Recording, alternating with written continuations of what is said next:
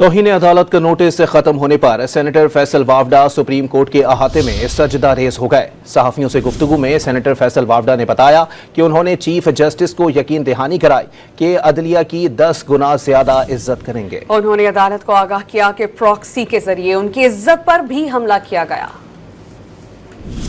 वो पार्लियामेंटेरियंस की इज्जत करते हैं, ये बहुत ही बड़ी बात उन्होंने की, रियलाइजेशन कराई और कि हम आपकी इज्जत करते हैं, करेंगे आगे भी, आप हमारी करें, थोड़ी सी कर लें शायद। तो मैंने उसको उनको जवाब दिया कि नहीं, हम आपकी 10 गुना ज़्यादा करेंगे और करके दिखाएंगे। ये एक बहुत अच्छा एक्सचेंज है दो आईनी इदारों के अंदर, उसके अंदर और रिस्पॉन्सिबिलिटी हमारे पर डाली गई जो कि बहुत अच्छी है और बड़ापन भी है।